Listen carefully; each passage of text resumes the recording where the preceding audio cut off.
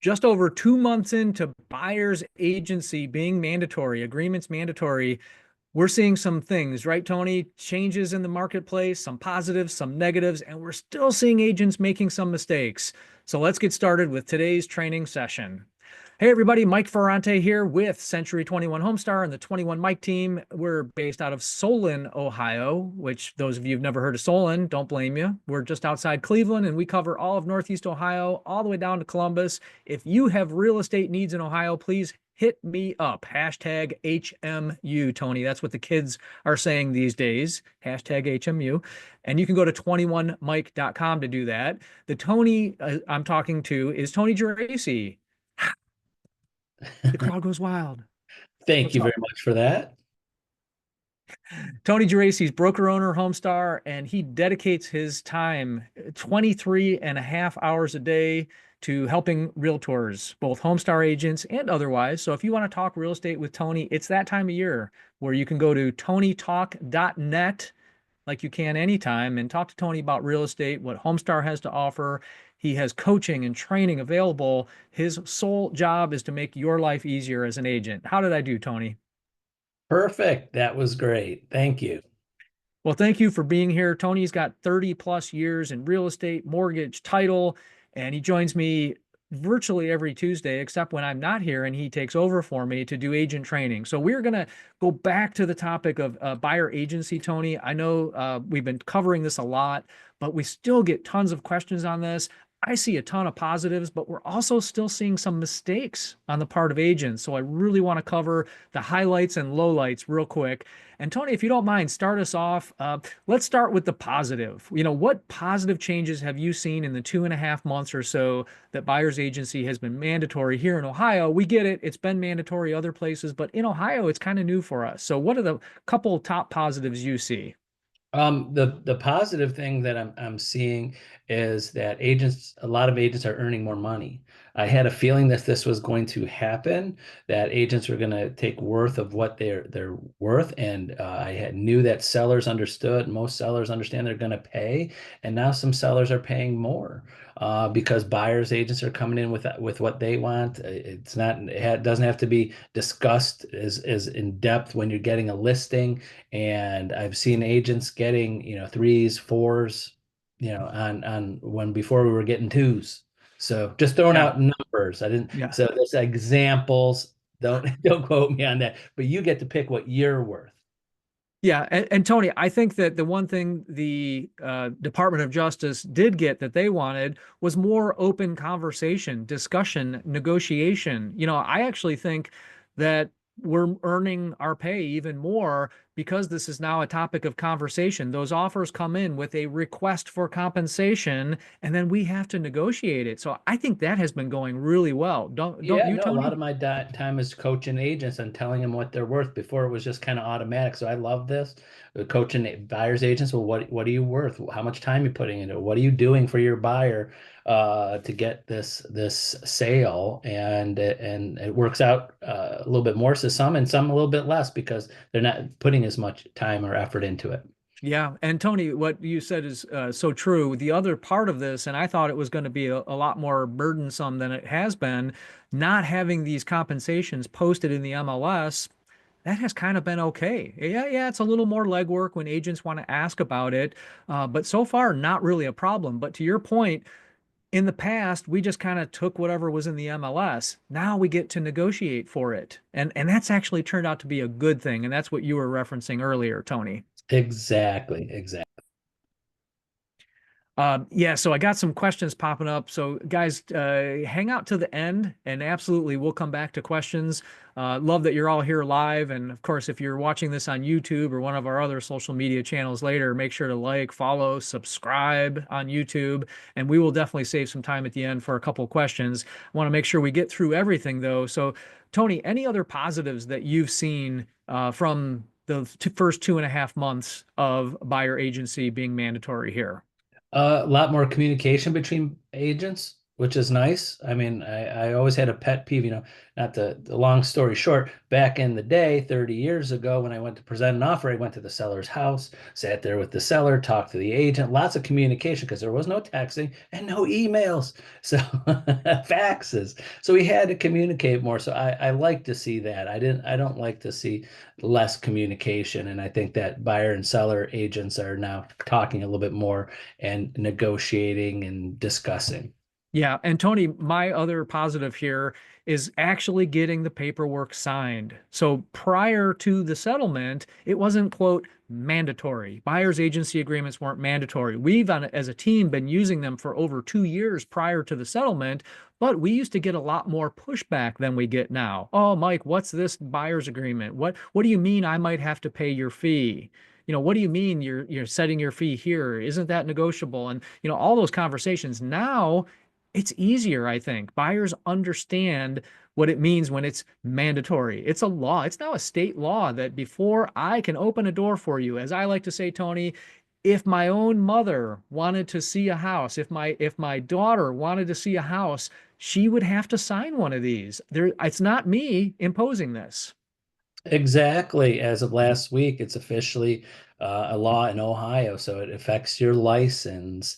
And any type there's problems in its training, not problems. It's never a problem until there's a problem. I always say that to agents because sometimes they forget or miss. But if someday there's something happens with the deal, it has nothing to do with agency and buyer's agreement, and the division asks for a copy of the file and they don't see a buyer's agreement in there dated before you started showing properties, the whole thing that's when agents get in trouble, is when it's usually not about that, it's about something else, and then they caught that later on. So just make sure you're aware of that. Yeah. So bottom line, I think there's so many positives, but let's flip over to the challenges and the negatives and the mistakes we're still seeing. So even though I just got done saying it's been easier getting these documents signed because it's mandatory, we still have some pushback. Just today, Tony, I had a client, well, not a client, she didn't end up becoming a client, say, you know what, I read through these documents. I don't see what the advantage is to me to sign this. And the explanation, well, it's necessary. I can't open a door for you until you sign it. She just didn't get it. And I tried. I tried to explain. So I think there's still a learning curve. I think that the general public is still going to question the necessity of these documents, even though it's law. So, Tony, are you seeing this at all? Are you seeing some people just saying, no, I'm not signing this? And how are our Oh, agents dealing? yeah, I'm seeing more of that than I thought I would. Not that they're refusing to sign completely, because I'm seeing more single property buyers agencies, Hmm. because I could coach agents. Well, this person doesn't want to sign an agreement. Does well. Here, this is what you say. Go to them and say, well, how about this? I'm showing you this house. We both at least have to agree. If you buy this house that I'm showing you, that is, I'm representing you on just this house. And usually, I mean, that's just a little bit of it. Usually, most people go, well, okay, it's just this house, and then they're okay with it. So I see a little bit more of that than I thought that we would. Yeah, and the other thing that goes hand in hand with the just this house is how about just for today? I'm your agent for today. So any houses I show you today or this week or this month, I think that that goes a long way. And likewise, a lot of the contracts I've seen have a cancellation clause. So when I'm presenting these buyer's agreements, oftentimes I'm leading with that. Hey, by the way, Tony, I want to point out clause number 14, which says you can terminate this at any time. If things aren't going the way we want them to, we have the option to terminate this contract at any time. I think that's a nice little tip for agents who might be struggling with the presentation of the buyer's agreement. So, Tony, any other negatives you're seeing? I know there's a couple that I'm thinking of mistakes or negatives. What are the top ones you're seeing? The top ones, I would say two is the agents getting very confused about there's buyer can pay, seller pay, listing company can pay. They're getting confused on that just because our seller's offering a commission doesn't mean the listing company is paying. And I just saw one yesterday, an agent sent me our listing and they wrote buyers paying percent, sellers paying percent to their buyer's agent, and then the listing company paying the exact same. And this was an agent that has been in the business a long time, part of a team and another company. And I had to get on the phone and explain, you're doing it wrong. Well, no, this is how we've been trained. So some of the problems they're having is some companies, some team leaders, some mentors at other companies are really not understanding that, and they're doing it wrong, and then it just filters down, the road of agents underneath them. And I feel bad that I have to explain this to them, then have the documentation to show that to them, because they usually don't believe me, and then I got to show them documentation. Like, no, this is how it's done. Yeah. It's like NAR, which is great with a lot of their documentation that they come out with.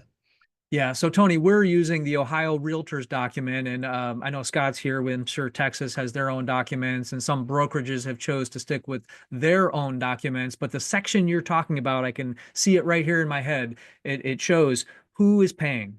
And it either is coming from the buyer, coming from the seller, or coming from the listing brokerage, them possibly sharing part of their commission. And that's it, guys. That's where compensation comes from. Now, I know we could get into nuance as well. The buyer's uncle could help pay, but that's still coming from the buyer. So we need to understand the three places commissions come from and fill that out correctly. That's what you're talking about, right, Tony? Exactly. And most companies, well, at least I know major companies, like there's one, I won't say the initials, came out early on saying we're, as a company nationwide, not offering buyers agents commission as listing company to buyers agents. So I explained that because I actually had an agent that from that company was filling that out for their listing. I said, no, no, your own company doesn't do that. That's from your company to us. We don't do that. So it is a little confusing. I'm upset that agents don't get that, but it takes time because, again, average agent only sells a few houses a year, so they're not on top of this. So agents are just starting to sell houses that this changes have been made, and they don't even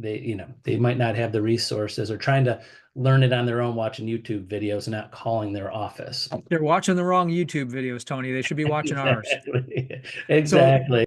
So, Tony, the other mistake that I'm still hearing about is on the buyer's agreement. Okay. And I'm going to explain it, and then I want you to re explain it because we got to get this through to our agents, our fellow agents out there. They're sitting down with a buyer, and the buyer says, fine, I get it. I have to sign this, and you're going to write a number in that blank, and that's how much you get paid. However, I can't afford to pay you. So if there is a property where we can't get your compensation from the seller or from the listing brokerage, I don't want that property. Okay.